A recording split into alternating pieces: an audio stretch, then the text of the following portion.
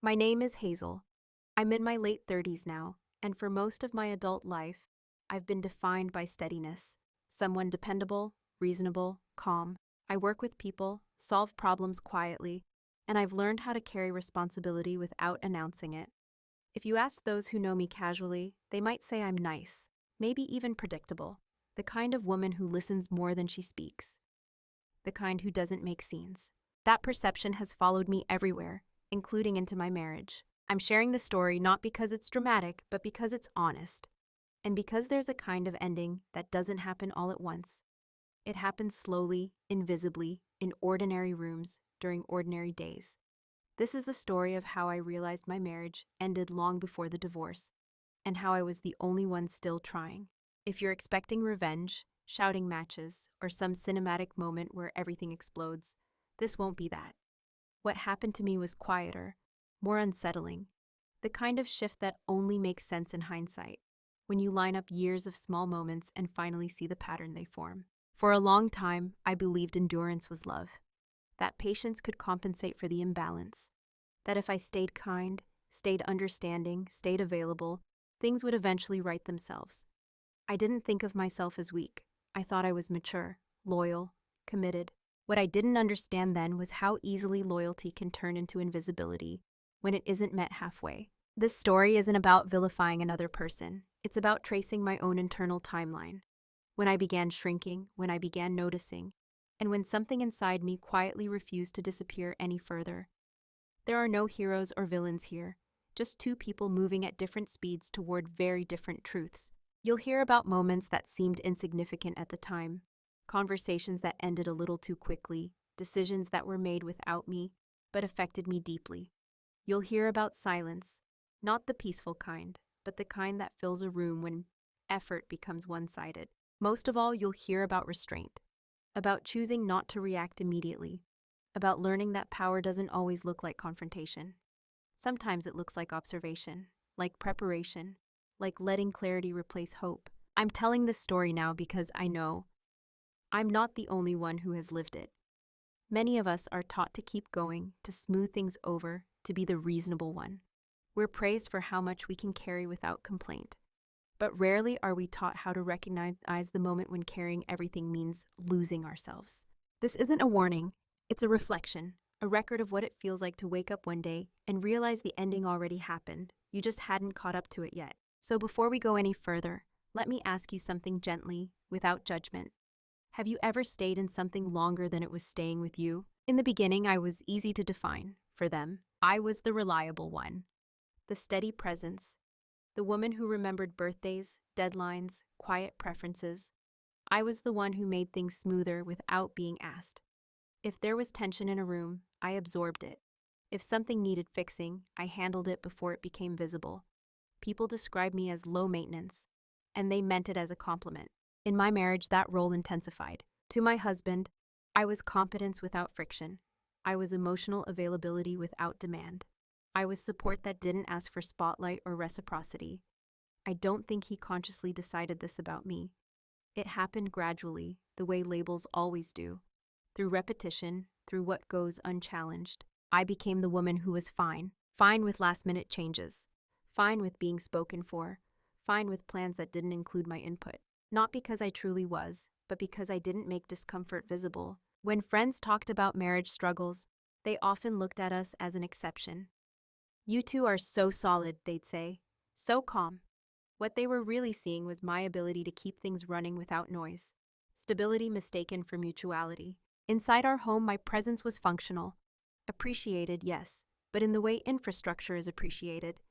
You don't notice it unless it fails. I handled logistics. I tracked finances. I remembered which conversations had already happened and which hadn't. I adjusted my expectations quietly. Over time, I learned which topics landed and which ones dissolved into polite dismissal. I learned when to speak briefly, when to soften my tone, when to wait. And eventually, I learned how to disappear just enough to keep the peace. The strange thing is, I wasn't unhappy all the time. That's what made it harder to name. There were good days, laughing days, shared routines that felt comforting, but underneath them was a consistent imbalance that I couldn't quite articulate back then. Effort flowed in one direction more than the other. When something mattered to him, it was addressed. When something mattered to me, it was acknowledged, then postponed, or reframed, or gently minimized until I questioned whether it really mattered at all. I was seen as strong, so my needs were treated as optional. I was seen as understanding, so my disappointment was absorbed without consequence. I was seen as capable, so my exhaustion went unnoticed. What no one seemed to register, not even me at first, was how much internal negotiation it took to maintain that version of myself. How often I revised my own reactions before they reached the surface. How many times have I chosen, "this isn't worth it," over "this is important to me"? In conversations, I became concise, careful. I brought up issues with solutions already prepared, as if preemptively justifying my right to speak. Even then, I noticed how quickly the attention drifted once my usefulness was extracted. I wasn't ignored. I was relied on. And that distinction matters, because being ignored hurts loudly. Being relied on without regard erodes you quietly. Over time, I internalized the idea that my value lay in my consistency, not my presence. That love was demonstrated through what I provided, not how I was met. I told myself this was adulthood, compromise, emotional maturity. But there was a cost. I stopped expecting curiosity. I stopped expecting initiative. I stopped expecting to be chosen when it required effort. I didn't dramatize this realization. I didn't announce it.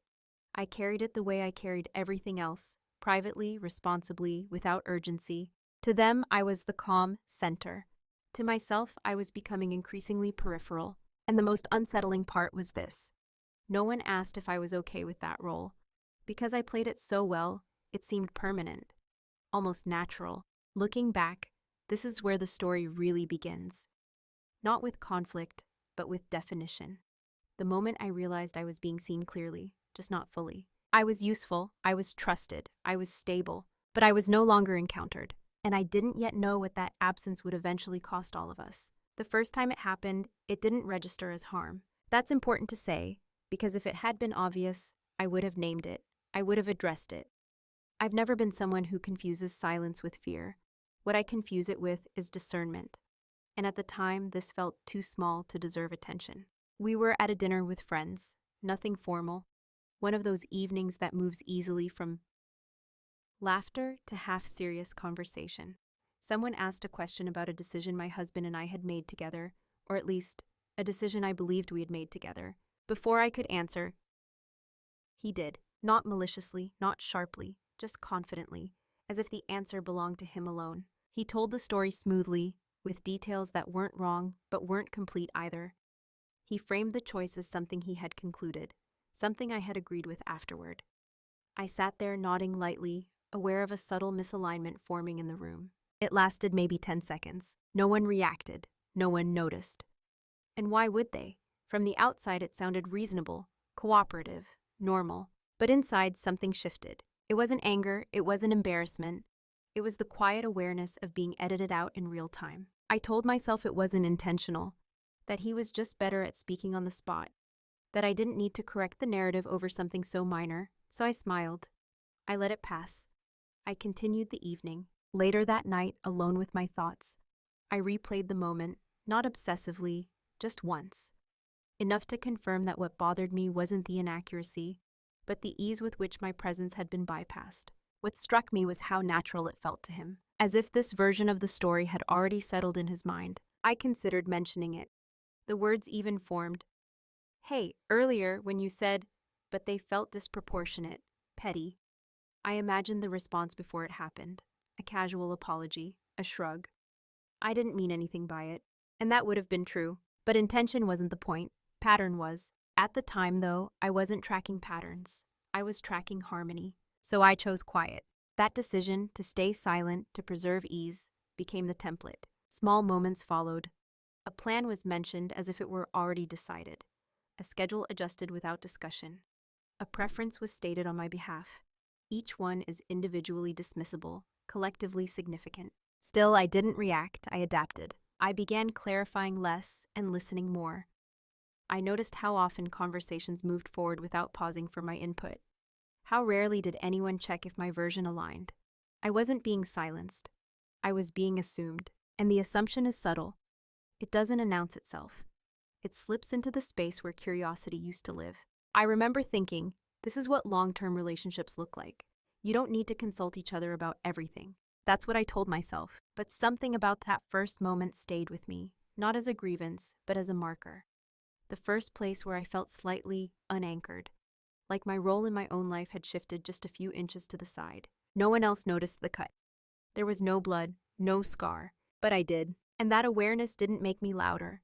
It made me more observant. I started noticing how often my contributions were summarized by someone else, how decisions were framed after the fact, how my agreement was assumed rather than requested. And still I stayed quiet, not because I was afraid to speak, but because I was measuring something I didn't yet have language for, testing whether this was an anomaly or an early signal. At the time, I didn't know this was the beginning of distance.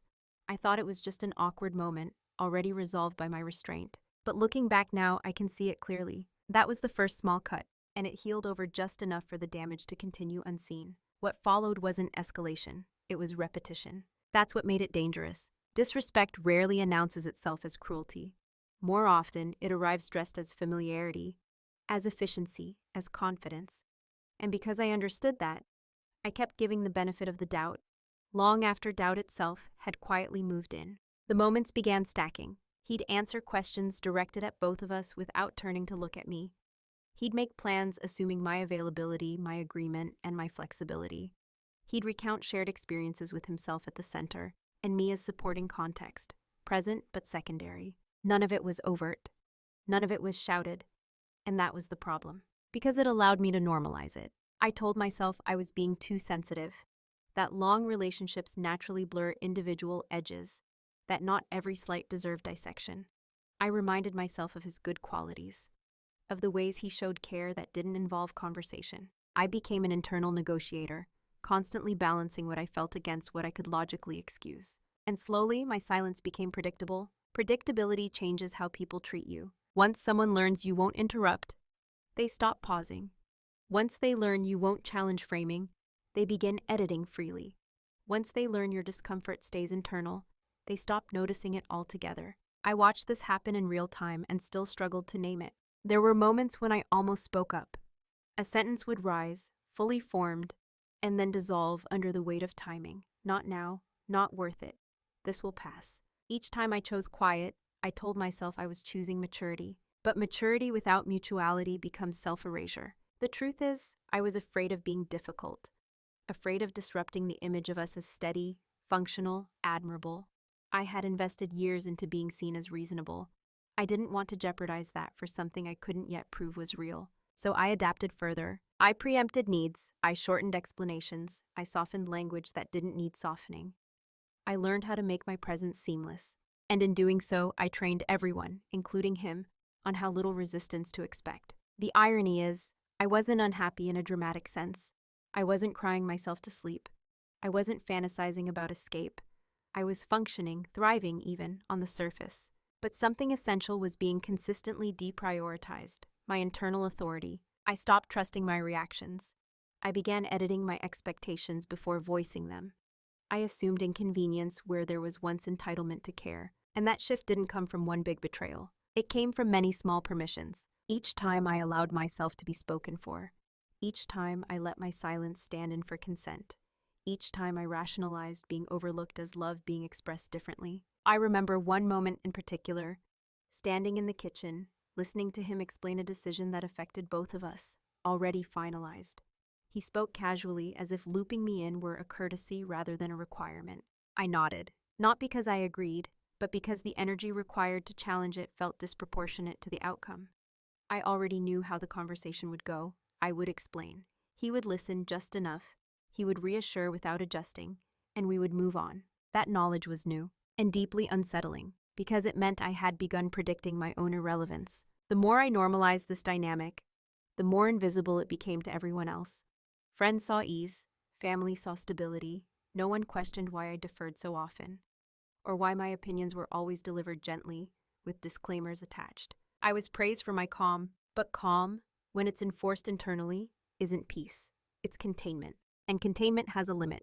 I didn't reach it yet. At this stage, I was still convincing myself this was temporary, that things ebb and flow, that marriages have seasons. What I didn't realize was that this wasn't a season. It was a role being reinforced daily, And by staying quiet long enough, I had helped normalize it. It wasn't until much later that I understood this part clearly. At the time, it didn't feel like being assigned anything. It felt like slipping into a shape that had already been outlined for me. The role was simple, efficient, almost flattering on the surface. I was the dependable one, the one who would handle things without being reminded, the one who wouldn't make a situation heavier by needing too much reassurance, the one who could be counted on to adapt. In that role, my presence was valuable but not negotiable, useful but not consulted. Once I recognized it, I saw how consistently it showed up. If something went wrong, I would fix it. If something was missing, I would supply it. If something needed emotional labor, I would provide it quietly. And because I did all of this without complaint, it became expected. I wasn't asked if I could take something on. It was assumed I would. I wasn't asked how I felt about a decision. It was assumed I would understand. My flexibility became part of the infrastructure of the relationship. Reliable, invisible, taken for granted. What disturbed me wasn't just the imbalance. It was how little resistance there was when I began stepping back slightly. When I hesitated, things stalled. When I didn't preemptively smooth an interaction, tension lingered. And instead of curiosity, "Are you okay?" What changed? There was quiet confusion, even mild irritation. It became clear that my role wasn't just supportive. It was stabilizing, and stability, once depended on, becomes a silent obligation. Silent obligation. I started noticing how rarely anyone asked what I wanted without attaching a logistical frame to it. Preferences were treated like data points, not expressions of self. Useful for planning, but not essential to honor. There was no malice in this. That's what made it so hard to challenge. Because how do you confront someone who isn't cruel, just comfortable? How do you explain that being counted on feels different when it replaces being considered? I remember thinking, if I stop doing this, everything will wobble. And the thought didn't empower me. It burdened me. So I kept the role. I told myself it was temporary. That once things settled, once stress eased, once we had more time, the balance would return. I told myself I was strong enough to carry it. But strength, when unacknowledged, doesn't feel like power. It feels like isolation. The more I fulfilled the role, the more it defined me. Conversations revolved around what I managed, not who I was. Compliments focused on reliability, not insight. I was thanked for what I did, not asked how it affected me.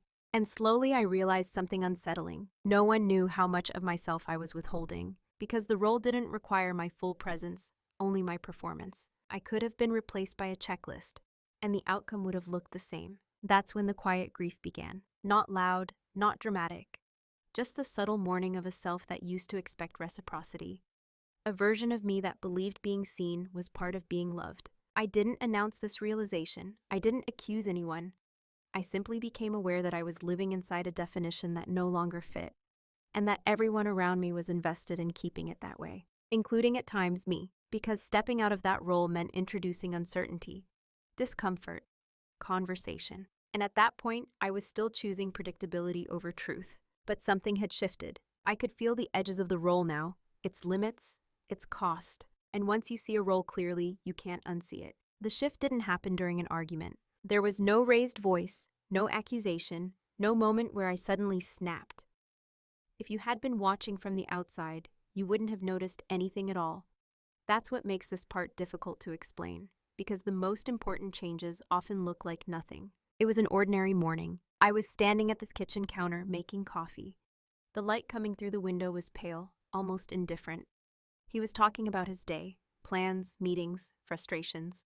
I listened, as I always did, offering the right responses at the right moments. At some point, he mentioned a decision he'd made that would affect both of us. Not dramatically, just casually, as if updating me were the final step, not part of the process. And something in me didn't react the way it used to. There was no tightening in my chest, no impulse to correct, clarify, or negotiate, no internal scramble to make sense of it or make it smoother.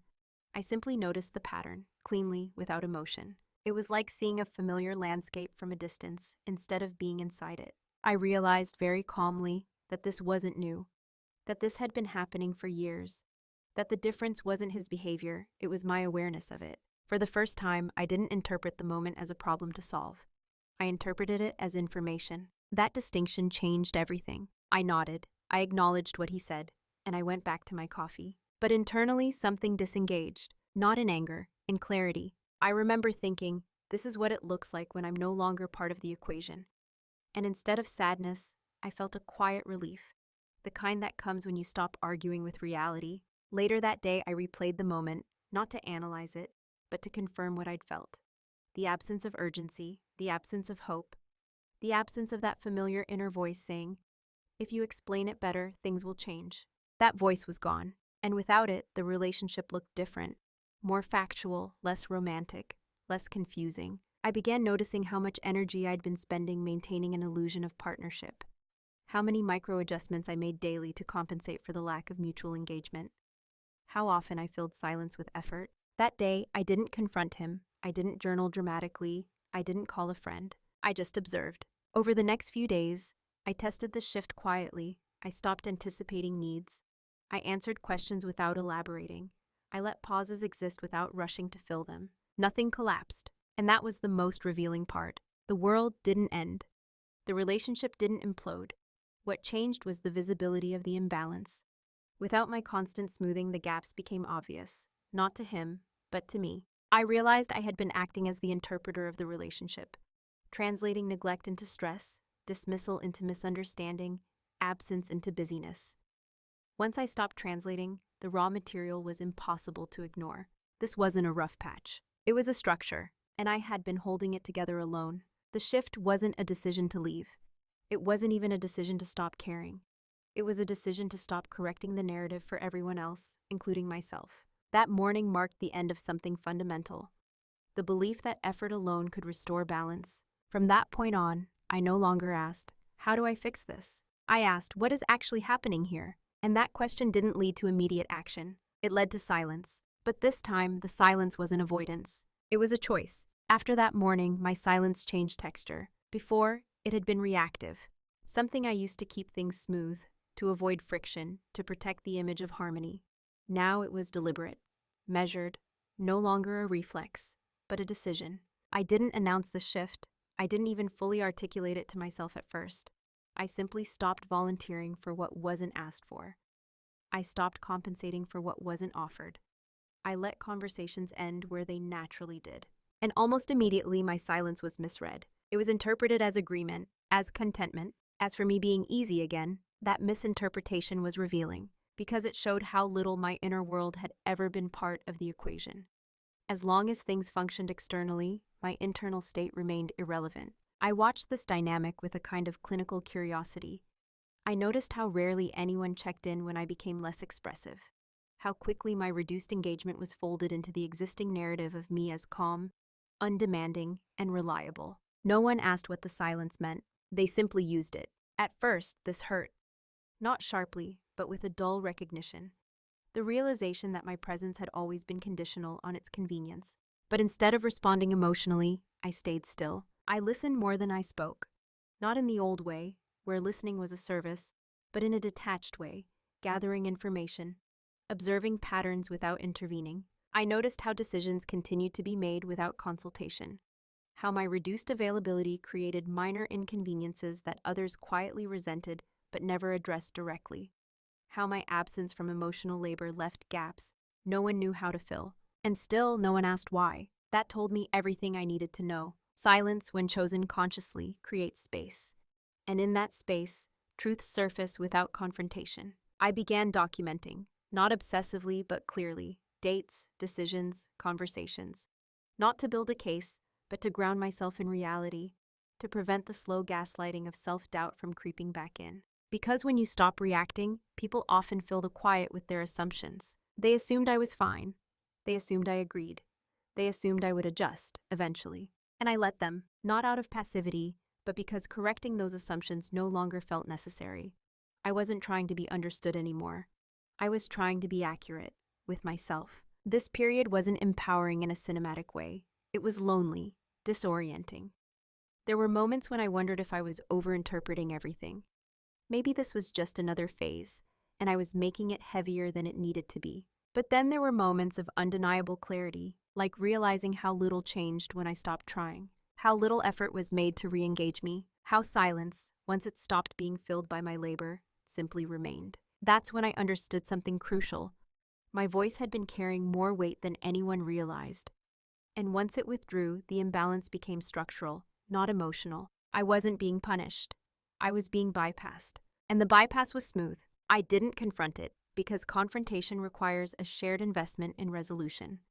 What I was seeing didn't suggest that investment existed anymore, so I stayed quiet, but not small. Internally, I was steady, observant, grounded in what was happening rather than what I wished were happening. Silence became my way of stepping out of the role without triggering an alarm, of reclaiming agency without spectacle, of allowing reality to present itself without interference. Others mistook this for weakness. They thought I was retreating. What they didn't see was that I was finally standing somewhere solid, inside myself. And from that place, preparation began. What no one noticed, because they were used to my quiet, was that I had become very active internally. Silence freed up space. And in that space, I began doing what I had always done best: observing, organizing, and preparing. Not emotionally, but practically, methodically, without drama. I didn't wake up one morning and decide to leave. That's a myth people like because it makes endings feel sudden and clean. What actually happened was slower, more deliberate. I started paying attention to details I had previously glossed over in the name of harmony. Financial rhythms, patterns of decision-making. Who carried the risk? Who benefited from flexibility? I noticed how often my labor, emotional, logistical, temporal, absorbed instability that would otherwise have been visible. How many systems worked only because I was compensating for their imbalance. So I stopped compensating. Instead, I documented, not out of suspicion, but out of respect for reality. I needed to know what was actually true, not what I had been smoothing over. I reviewed shared accounts. I clarified timelines. I saved messages. I noted dates when decisions were made unilaterally. I kept everything factual, neutral, almost boring. That neutrality was important because it kept me from slipping into narrative, from turning this into a story about villains and victims. This wasn't about punishment. It was about accuracy. At the same time, I began learning. Quietly, I read about financial separation, not because I had decided on divorce, but because I wanted to understand dependency. I researched legal frameworks, not to prepare a case, but to understand my position. Knowledge, I realized, was a form of stability I had been outsourcing for too long. None of this changed my behavior outwardly. I still showed up, still handled what was clearly mine to handle, still engaged when engaged with. I simply stopped overfunctioning. And that shift went completely unnoticed, because people don't notice when you stop doing invisible work. They only notice when it's gone, and even then they often don't know what's missing. I also began reclaiming small pieces of myself. Time alone, money that stayed in my control, decisions that required no consensus. Not in rebellion, in alignment. I stopped explaining myself unnecessarily. I stopped narrating my inner world.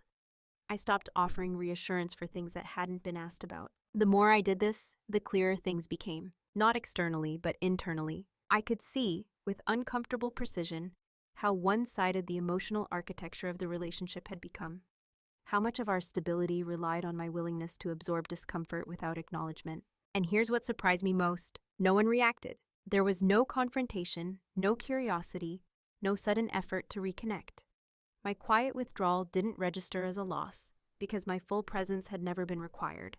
That realization hurt, but it also clarified, because it meant I was no longer obligated to preserve something that only existed through my effort. I wasn't hiding. I wasn't manipulating. I wasn't playing a game. I was preparing for adulthood in its truest form, informed, grounded, unsentimental. The documentation wasn't about leverage yet.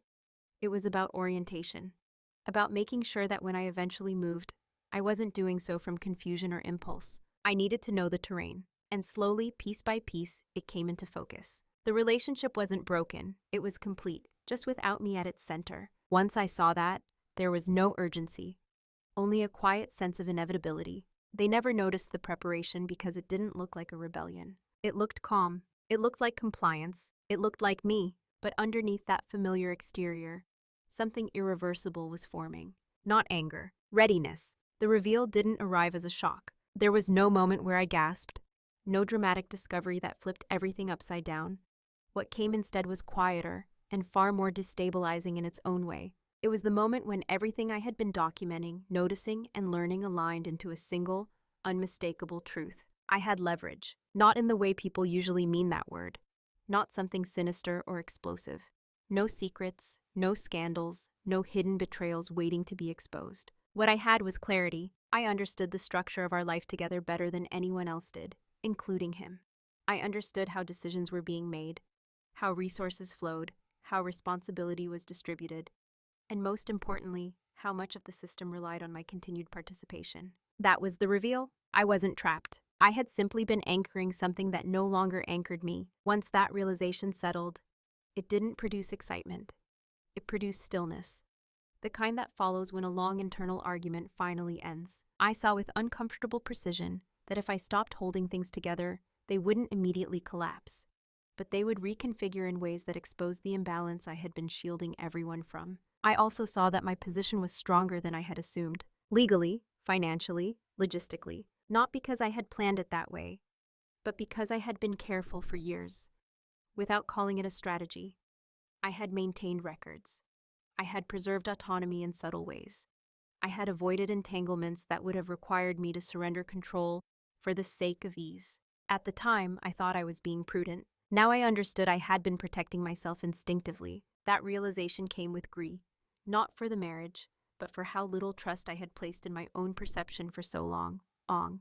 How often I had discounted my discomfort because it didn't arrive dramatically enough to justify action. I sat with that grief privately. I didn't share it. I didn't announce my clarity. I didn't let it sharpen my tone or change my demeanor, because clarity doesn't need to be proven. It only needs to be honored. I remember sitting alone one evening, reviewing notes I had taken over months. Dates, decisions, patterns, everything lined up cleanly. There were no contradictions, no excuses left standing. And for the first time, I didn't ask myself if things could change. I asked myself whether I would accept them if they didn't. That was the real reveal. Not what I could do, but what I was no longer willing to tolerate. There was no satisfaction in this knowledge, no sense of winning, just a calm understanding that the emotional contract I thought we shared had expired long ago, and only I had kept renewing it, silently, automatically, alone. I didn't confront him with this clarity, not because I was afraid, but because clarity doesn't argue.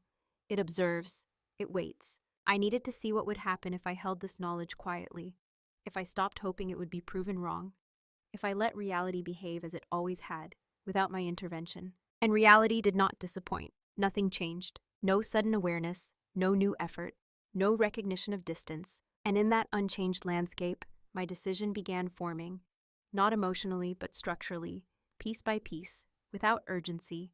The private reveal wasn't a turning point anyone else could see, but for me, it was definitive. It marked the end of uncertainty. From that point on, I wasn't waiting to be chosen. I was choosing alignment. And once you cross that internal threshold, there is no going back to hoping, only forward to deciding. The decision didn't arrive with urgency. That surprised me.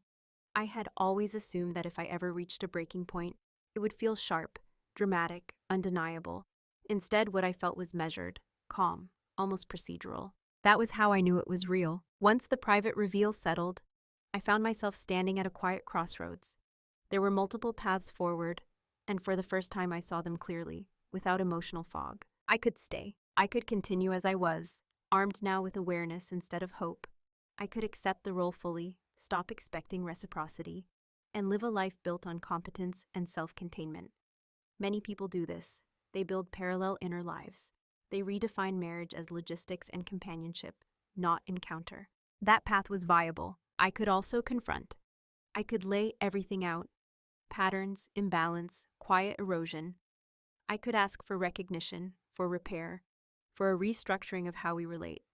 There was a version of this path that included counseling, long conversations, and careful promises. That path too was possible. And then there was the third option, the one that didn't involve negotiation, the one that acknowledged something uncomfortable but undeniable. That effort, when it arrives only after withdrawal, isn't repair. It's reaction. And that any change produced by the threat of loss would never give me back what I had already lost. Presence. I spent weeks at this decision point, not agonizing, evaluating. I asked myself hard questions, honestly, without romance. If nothing changed, could I live this way without resentment? If things did change, would I trust the change, or always wonder how long it would last? If I stayed, would I still be myself in 10 years, or just a more efficient version of who I had already become? Each question led me to the same quiet answer. I wasn't angry enough to fight, and I wasn't broken enough to beg. That realization mattered. because it meant my choice wouldn't be fueled by emotion, it would be grounded in self-respect. I also understood something else at that decision point.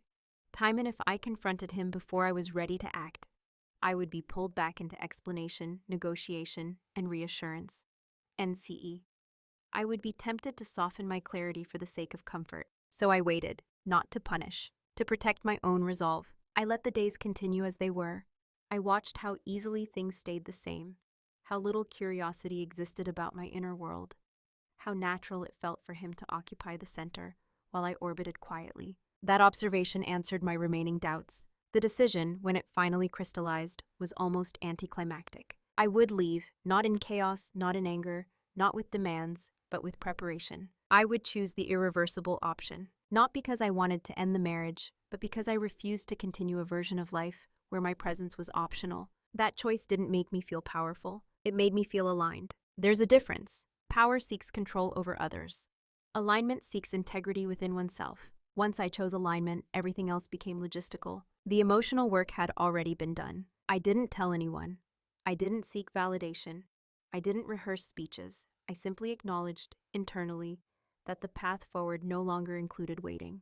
And that acknowledgement changed how I moved through the world. I became quieter but steadier, more neutral but more resolved. The decision point wasn't loud. It didn't announce itself, but it closed every door behind me without slamming a single one. From that moment on, I was no longer considering possibilities. I was preparing for execution. Once the decision was made, everything slowed down. Not because I hesitated, but because there was no need to rush. Urgency would have introduced noise, and noise would have invited negotiation, questions, and emotional spirals. I wasn't trying to provoke change anymore. I was trying to move cleanly. So I moved in silence. This wasn't secrecy in a deceptive sense. It was privacy, the kind that allows you to act without having to defend your clarity to people who aren't ready to understand it. I began separating my life in small, deliberate ways. Accounts that were already in my name stayed there. I redirected income quietly. I updated passwords, not out of fear, but out of responsibility. I reviewed documents, made copies, and ensured access. Everything was methodical, boring even. That was intentional. I wanted each step to feel ordinary, unemotional, just another adult task being completed thoroughly. I consulted professionals discreetly, asked neutral questions, took notes. I didn't frame my situation as dramatic or urgent because it wasn't. It was simply precise. The more I prepared, the more grounded I felt. Not excited, not relieved, grounded. What surprised me was how invisible this movement remained. Life continued as usual. Conversations stayed surface level. Routines held. He didn't sense a shift, not because I was hiding it well, but because the relationship had long stopped registering my inner movements as significant. That realization didn't hurt anymore. It clarified. I also began disentangling emotionally in subtle ways. I stopped sharing my inner deliberations. I stopped seeking validation or comfort. I stopped shaping my tone to maintain equilibrium. None of this caused conflict, because conflict requires friction. And I had already stepped out of the space where friction could occur. In some ways, this was the loneliest part. Moving through shared spaces with a private sense of finality, knowing that the ending had already happened internally, while externally everything looked unchanged. But loneliness at this stage felt different. It wasn't abandonment, it was autonomy. I noticed how calm I was, how little I needed reassurance, how my sense of self no longer hinged on whether I was understood. That calm wasn't indifference. It was containment of myself for myself. I didn't rehearse conversations. I didn't imagine outcomes. I trusted the preparation, trusted that when the time came, I wouldn't need to convince anyone of anything. Because I wasn't asking for permission, I was executing a decision. The silence protected me from doubt, from being pulled back into explaining feelings that no longer needed explanation, from the temptation to soften reality to make it more palatable. Moving in silence allowed the process to stay clean. No ultimatums, no emotional bargaining, no dramatic reveals, just alignment unfolding quietly. At times, I wondered if he sensed something, if there were moments of intuition I couldn't see. But if there were, they didn't translate into action. And that too told me what I needed to know. Because when people feel a real shift, they respond, unless they've grown accustomed to absence. I wasn't punishing him by staying silent. I was honoring myself by staying focused. The preparations reached a point of completion before anything external changed. I knew where I stood. I knew what I could support independently. I knew what I was no longer willing to subsidize. emotionally or practically. By the time I was ready to speak, the outcome was no longer negotiable. Not because I had closed my heart, but because I had finally opened my eyes. Moving in silence wasn't about disappearing. It was about arriving fully, firmly at the truth. The consequences didn't arrive with my announcement. They began earlier, quietly, unevenly, while no one was naming them yet. Once I stopped compensating, small fractures appeared. Not dramatic ones, just inconveniences, delays, awkward pauses where something used to flow effortlessly. At first, these were dismissed. A missed detail here, a miscommunication there. Nothing alarming enough to demand attention. Just enough to create mild irritation, directed outward, never inward. I watched this with a kind of detached awareness. I saw how responsibilities I used to absorb began landing where they had always belonged. How emotional gaps I used to bridge remained open. How assumptions that once worked smoothly now lead to confusion. And still no one connected this to me. That was the strangest part. My absence was felt, but not attributed. People sensed loss without understanding its source. He became more unsettled, not dramatically, but subtly, less certain, more reactive to minor disruptions. He didn't become cruel or panicked. He became confused. And confusion often looks like irritation. I noticed how the conversation's tone shifted slightly, how patience thinned, how frustration surfaced over things that had once resolved themselves quietly. I was no longer doing that resolving, and the system didn't know how to correct for it. There were moments when he seemed almost to reach for me, asking questions that brushed the edges of concern, but they never crossed into inquiry, never into why. It was as if acknowledging the depth of change would require acknowledging my centrality, and that had never been part of the framework. So instead, the discomfort was externalized. Stress, work, timing, circumstances, anything but the dynamic itself. I didn't point it out. I didn't take satisfaction in watching things wobble. There was no sense of, now you'll see. If anything, I felt a quiet sadness. Not because things were unraveling, but because they were unraveling without anyone noticing what had been holding them together. That realization confirmed what I already knew. The marriage hadn't been sustained by mutual presence. It had been sustained by my participation. Once that participation became measured instead of automatic, the imbalance surfaced. I also noticed something else during this phase. I was calmer than everyone else. While others reacted to small disruptions, I felt steady, detached, but not cold, prepared. The emotional labor had already been done internally. The grief had already been processed. What remained was execution. The consequences continued to accumulate, not as punishment, but as a natural outcome. Decisions took longer. Emotional misattunements lingered. Support structures felt thinner. Not because I withdrew care, but because care had always flowed disproportionately through me. I could see how disorienting this was for him. From his perspective, nothing big had changed, yet things felt harder, less coordinated, less forgiving. And without a clear cause, the discomfort turned inward and outward in unhelpful ways. But still, no recognition, and I understood why. Recognizing it would mean recognizing me, not as a role, not as a stabilizer, but as a person whose presence mattered structurally. That realization came too late. By the time the consequences were noticeable enough to create concern, my internal decision had already solidified. The shift had already passed the point of reversal. This phase wasn't about revenge or validation. It was about witnessing the natural results of stepping out of a system that depended on unacknowledged labor. And once those results begin, they don't announce themselves as consequences. They simply feel like a loss, unexplained, uncomfortable, irretrievable. By the time the concern became visible, it had already missed its moment. That's the part people misunderstand most about endings like this. They imagine a window where recognition automatically leads to repair, where noticing damage means it can still be undone. But timing matters, and recognition that arrives after disengagement isn't repair, it's a response to loss. I began to sense the shift in him before he named it.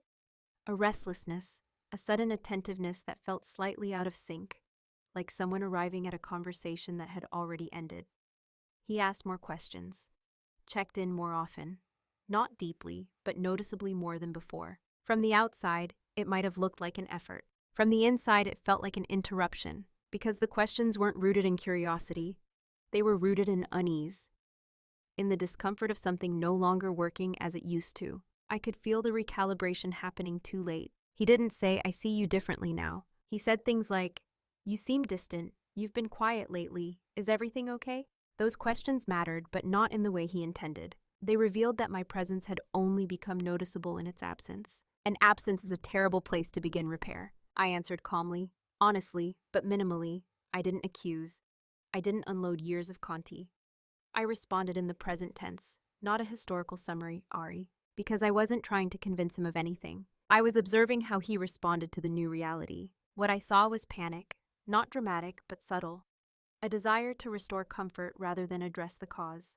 A focus on symptoms rather than structure. He wanted things to feel normal again. I wanted things to be true. Those two goals are no longer aligned. There were moments when I almost felt sorry for him, not in a superior way, but in a human one.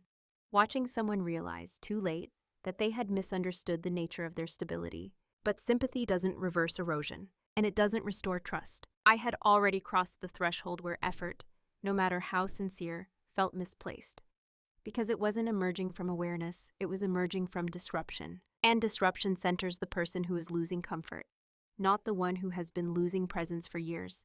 That distinction mattered to me. He asked if something had changed. I didn't say yes. I said, I've been paying attention. That answer unsettled him, because attention reveals things that reassurance can't fix. I could see him reaching for solutions, conversations, plans, gestures that might have worked years earlier. But now, they landed flat.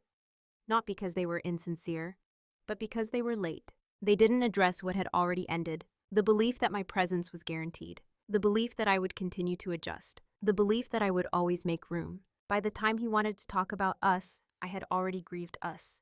Privately, thoroughly, without spectacle. There was no satisfaction in this. Only a steady awareness that repair requires timing, not just intention. And the intention that arrives after loss often mistakes urgency for depth. I didn't shut him down. I simply didn't re-enter. And that was the moment when the imbalance became undeniable. Not because I declared it, but because I no longer cushioned it. Too late doesn't mean impossible in every story, but in this one, it meant the foundation had already shifted. And no amount of late attention could make it feel like recognition instead of reaction. When the confrontation finally happened, it didn't feel like a collision. It felt like alignment catching up with reality. There was no dramatic setup, no raised voices, no rehearsed speech.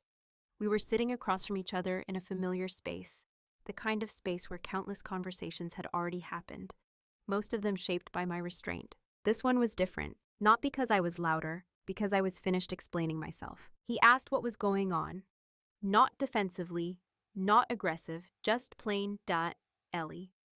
There was confusion in his voice, and something else too, an awareness that whatever answer he received would matter more than the question itself. I didn't start from the beginning. I didn't list grievances. I didn't recount moments. I didn't bring evidence. I spoke from the present. I told him that I no longer felt partnered, that I had spent a long time adjusting to that reality quietly, that I wasn't angry, but I was done pretending that effort alone could replace presence. He tried to interrupt, not to argue, but to contextualize, to explain intentio, to soften the impact. Act. I let him finish. Then I said something that surprised both of us. I told him that intentions were no longer relevant to me, that what mattered was the structure we had been living in, and how long I had been alone inside it. There was a pause after that, a real one. He asked why I hadn't said something sooner, and for the first time, I didn't translate my answer to protect him. I said, I did, just not loudly enough for it to feel urgent to you. That landed, not as an accusation, as truth. He tried to move into repair mode, asked what I needed, what could change, what he could do differently. I listened. And then I told him the part that ended the conversation, not dramatically, but definitively. I said that I had already changed, that the version of me who was waiting to be met no longer existed, that I wasn't asking him to become someone else, but I was no longer willing to be who I had been. There was no shouting, no collapse, just the slow realization that the ground had shifted without notice. He looked at me like someone trying to recognize a familiar place that no longer matched the map in their head. And I understood that look. I had been holding that confusion for years. I told him I wanted to separate, not as a threat, not as leverage, as a statement of fact. He asked if I was sure. I didn't answer immediately, not to dramatize, but because certainty doesn't rush. Then I said yes. What followed wasn't explosive, it was quiet, heavy, final. There were questions I didn't answer, not out of spite, but because they belonged to a version of the relationship that no longer existed. Explanations wouldn't resurrect it. Rehashing wouldn't restore trust. The confrontation didn't end in resolution. It ended in clarity, for both of us, though only one of us had been living with it already. When it was over, I felt something unexpected. Not relief, not grief, just steadiness. The kind that comes when you stop arguing with yourself. I didn't walk away triumphant. I walked away intact. And that mattered more than being understood in that moment. After everything was said, life didn't suddenly feel lighter. It felt quieter. Not empty, just no longer crowded with internal negotiations. No longer filled with the low-level tension of managing imbalance. The silence I moved into wasn't the same silence I had lived with before. This one belonged to me. Who I am now isn't a reinventee. It's a return, though not to who I was before the marriage. Age, to someone more accurate. I'm still calm, still observant, still but those qualities no longer exist in the service of being palatable or easy AC. They exist because they are part of me, not because they make others comfortable. I no longer translate my experience to make it digestible. I no longer soften truths to avoid inconvenience. I no longer confuse endurance with love. That shift shows up in small, ordinary ways. I ask questions and wait for real answers. I state preferences without apologizing for them. I notice when effort is reciprocal and when it isn't, and I respond accordingly. There's no bitterness in this. That surprises people. They expect anger or defensiveness or long explanations. But what I feel most often is clarity. Clarity has a cooling effect. It burns off resentment by removing confusion. I don't tell this story to position myself as strong in contrast to someone else's weakness. Strength isn't comparative, it's contextual. I became strong because I stopped denying what I was experiencing. I also don't see my past self as foolish. She was attentive, loyal, hopeful. She believed in repair. That belief wasn't wrong, it was just unshared. Now I believe in alignment, in choosing spaces where presence is mutual, not extracted. Where care doesn't require constant self-erasure. Where silence isn't mistaken for consent. I'm more selective now, not guarded, but discerning. I trust my internal signals earlier. I don't wait for proof to honor discomfort. I don't need situations to become unbearable before I acknowledge they're misaligned. That's what changed. Not my capacity for love, but my tolerance for imbalance. I still believe in commitment, in depth, in a long-term effort. But I also believe that love without recognition isn't noble. It's unsustainable. And I no longer build my life around being sustainable for others at the expense of myself. There are days when I think about the marriage, not with regret, but with understanding. I can see how easily it became what it was, how roles solidify when they go unexamined, how quiet people are often mistaken for content ones. That awareness doesn't harden me, it sharpens me. I move through the world now with less explanation and more intention. I don't rush intimacy, I don't perform stability. I let things reveal themselves. And when something doesn't meet me where I am, I don't negotiate myself downward to meet it. I step away. That's not dominance. That's self-respect. And it's the quietest, most durable form of strength I've ever known. There's a particular kind of ending that doesn't feel like an ending at all. No explosion, no villain, no moment where everyone agrees on what went wrong. Just the slow, undeniable realization that something essential has already been missing, and that you've been the only one trying to replace it. For a long time, I believed that staying quiet was a form of kindness, that absorbing imbalance was maturity, that if I just explained myself better, waited longer, loved harder, things would eventually feel mutual again. But here's the truth I learned, slowly and without drama. Love that requires you to disappear is not love that will sustain you. This story isn't about leaving a marriage. It's about recognizing when effort becomes substitution, when patience becomes erasure, when being understanding starts costing you your voice. I didn't leave because I stopped caring. I left because I finally cared enough about myself to stop pretending that being unseen was acceptable. And I want to be very clear about something. This isn't a call to walk away at the first sign of discomfort. Relationships require work. They require communication, humility, and grace. But they also require presence, not occasional attention, not a reactive effort, not concern that only appears when silence becomes inconvenient. Presence, if you're the only one adjusting, explaining, accommodating, and waiting, something isn't broken. It's already decided. I realized my marriage ended long before the divorce because the partnership had quietly dissolved while the structure remained.